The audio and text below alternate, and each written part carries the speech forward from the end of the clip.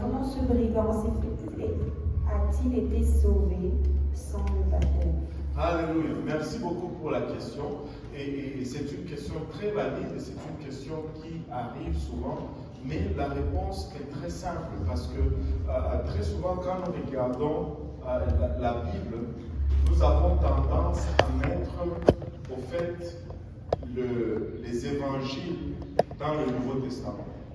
Parce que physiquement parlant, on a mis les évangiles dans le Nouveau Testament. Mais ce que nous devons comprendre, c'est que les évangiles sont encore, et tout le monde dit encore dans l'Ancien Testament. Parce que le Nouveau Testament commence vraiment le jour de la Pentecôte avec la naissance de l'Église. Et quand je parle du salut par le moyen du baptême, je suis en train de parler du plan du salut dans l'Église. C'est ce qui nous concerne aujourd'hui parce que nous sommes dans le temps de l'Église. Nous ne sommes plus sous l'Ancienne Alliance.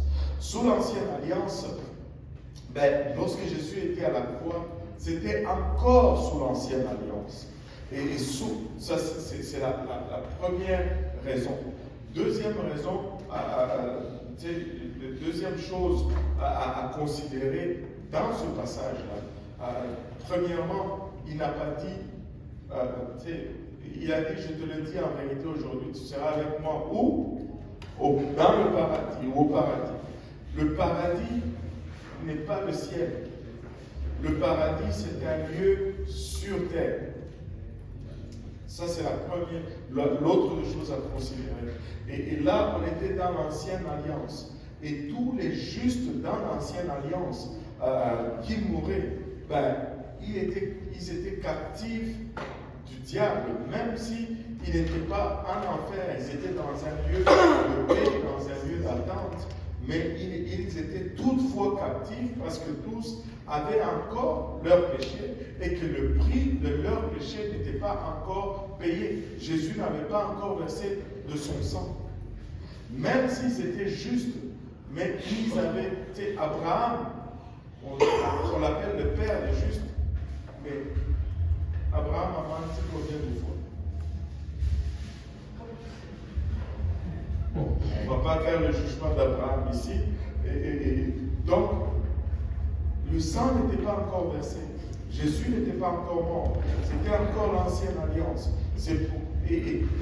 Donc, troisième élément de réponse à cela, Jésus, c'est... Je fais même une pause là-dessus parce que ce que j'allais dire, c'est tellement lourd. Jésus, c'est Dieu manifesté dans la chair. Oui, il est l'agneau sacrificiel, mais il est en même temps le juge. Es-tu déjà allé au tribunal? Tu as commis une faute, mais parce que tu plaides avec le juge, tu fais une bonne action, tu plaides avec le juge, et à cause de cela, les juges absout ta pénalité. Jésus est le juste juge et il peut absoudre la pénalité. Et là, à la croix, il a vu l'attitude de cet homme et il l'a absous de sa pénalité. Et il pouvait le faire parce que c'était encore dans l'Ancienne Alliance. Mais après le jour de la Pentecôte, si tu vas être sauvé, tu dois être baptisé au nom de Jésus parce que c'est ça qu'il a laissé comme plan. Et l'autre chose, je ne sais pas pour vous, mais moi je ne veux pas aller jusqu'à la croix pour être comme ces brigands. Je ne veux pas me rendre là où ce brigand s'est rendu.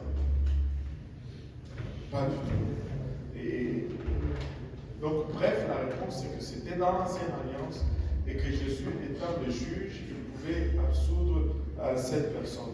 Mais aujourd'hui, dans la Nouvelle Alliance,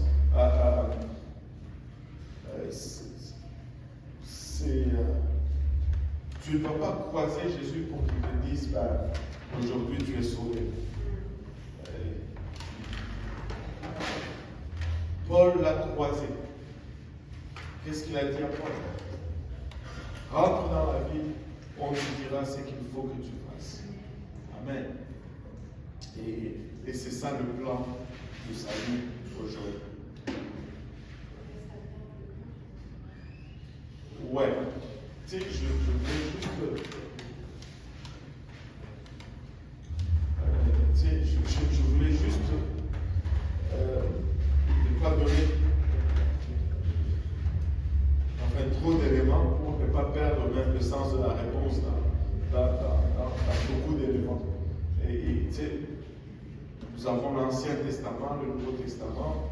Ben, celui qui a écrit le testament est mort à la croix. Quand le testataire meurt, ben, le testament est exécuté.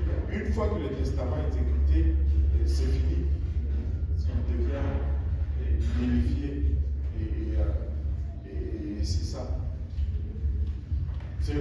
On pense, on ne va plus regarder cet testament-là. Et si on va regarder par la suite, c'est le nouveau testataire qui va, ça va être la volonté du nouveau qui a pris le relais. Et lui, c'est Christ. Amen. Alléluia. C'est bon? Il y a une autre